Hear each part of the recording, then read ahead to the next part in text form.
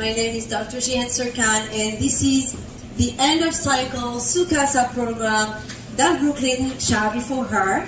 Thank you for being here. Azouf Lawen, Ensouf Benwen, Marhaba, Assalamu alaikum. Ismi Dr. Jihan Serkan, and نرحب بكم. I'm from North Africa. I'm indigenous from North Africa, and the music style that we'll be presenting today is actually from where I'm from.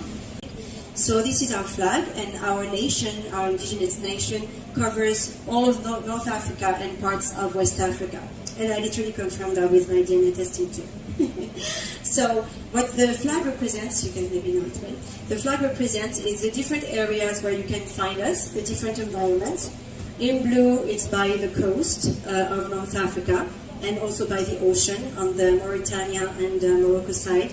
And in green, it's the mountains and the countryside. And in yellow, it's the desert. So you want to think like Tinari Wayne, for example, if you know the band, like the Tuaregs. You want to think also Star Wars. So that's where my mom is from, actually, like on the desert side. Literally where they did Star Wars, you know, where they had like those offensive little people, like with the houses in the rock. That's actually literally where my mom is from. That was really offensive. But the area is beautiful, and it's really like the Amazigh people of that region. And in green, that's my dad's side in the mountains, and actually the dress, the outfit that I'm wearing is from that region, okay?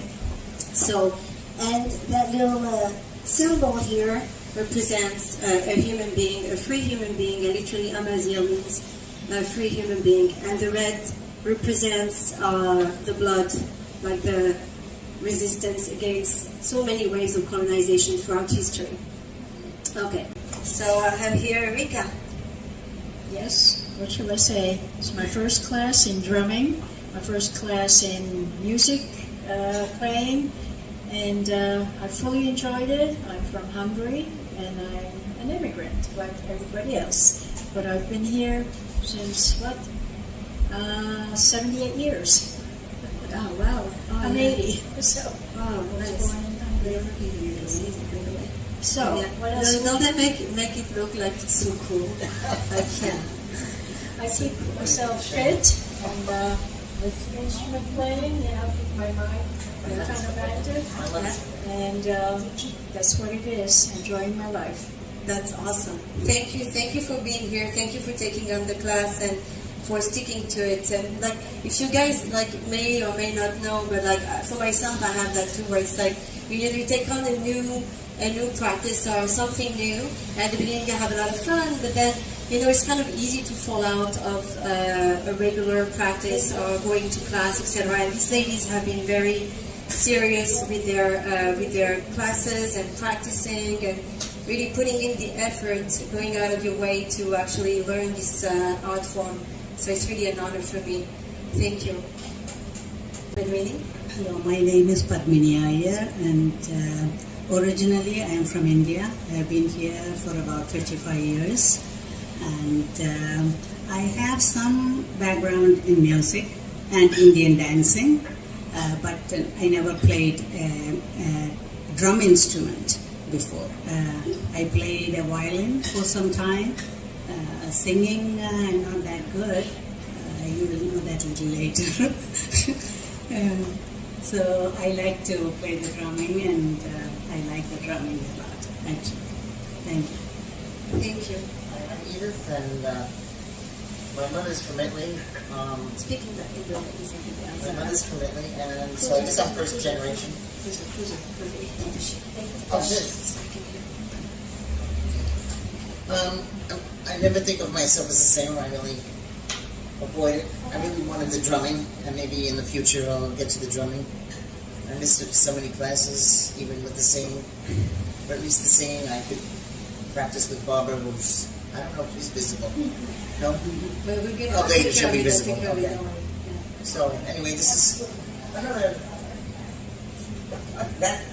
Sorry, wait, no, I'm sorry. Thank you.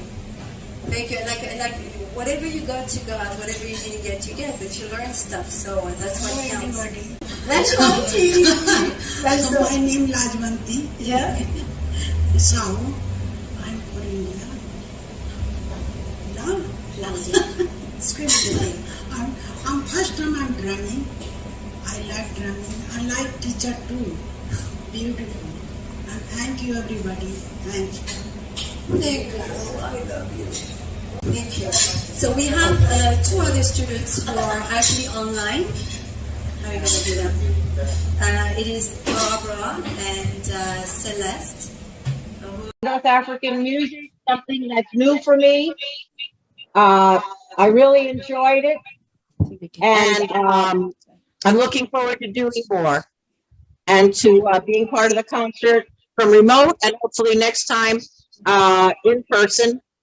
And thank you, Jihan. Thank you. Beautiful, beautifully said. Celeste, did you share? I'm Celeste Wiseblood, and I've been singing for years. I've been in choruses since I was 13, 14 when I was in junior high, and I love to sing. I even sang in a jazz club once, and I've just been singing for many years. Mostly soprano, soprano too, and I can sing some alto too to some degree. Awesome. Thank you so much, Celeste. I'm so happy that you're here, Barbara, Celeste, amazing students too.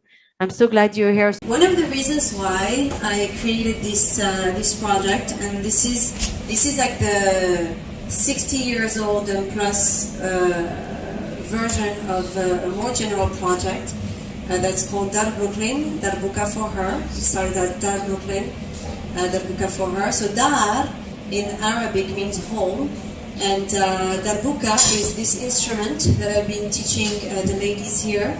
And so basically the idea is to create a Brooklyn family through the teaching and sharing North African music. I mean, in my case, music of my heritage, and to create a sisterhood between different communities, and also to make music education, like in this case drumming and singing, available and accessible to all women, whatever their background, and especially for like when women and girls are in a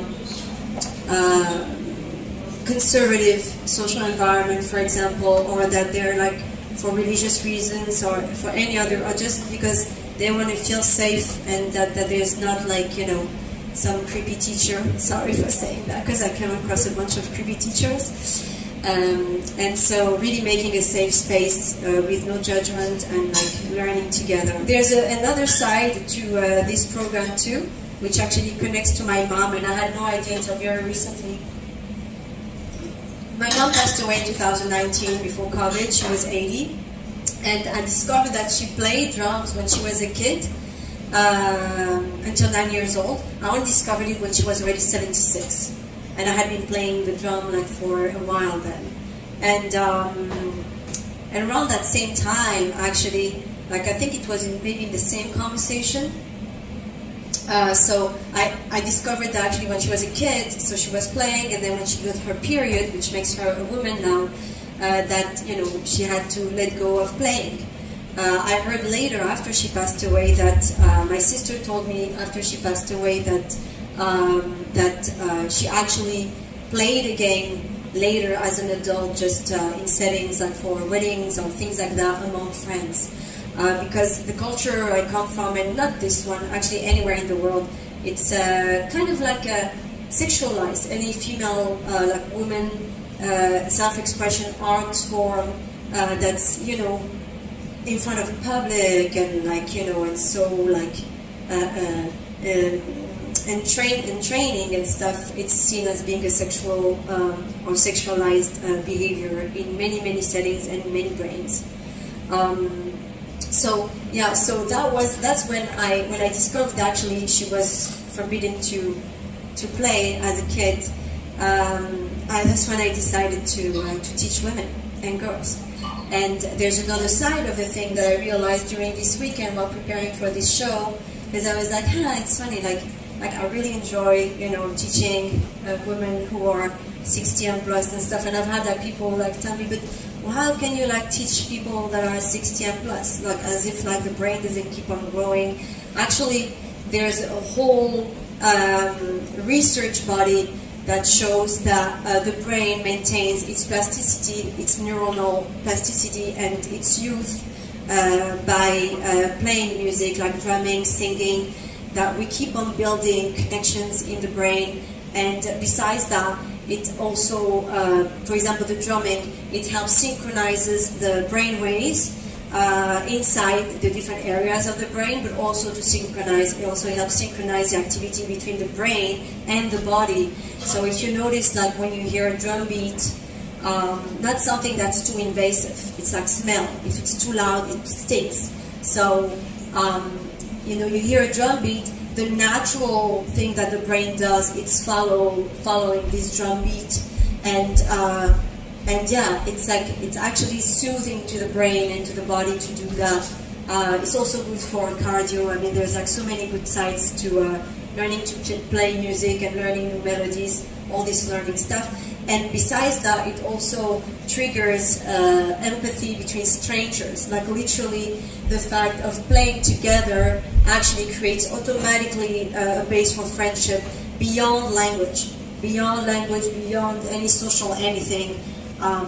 That's also a good spot for it. And so something that I discovered in that same trip that when I was visiting my mom is that when she was around 72 or 74, she went to, back then my mom, she was an immigrant in France, okay, so she was a brown woman in France, not very welcoming to brown people.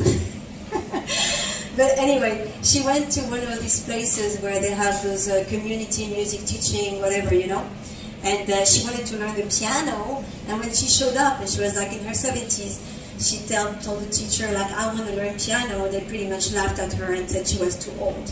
And funny enough, when I was in France as a kid for a period, when I was 8 years old, my mom presented me to some conservatory teacher, and he said that I was too old to learn.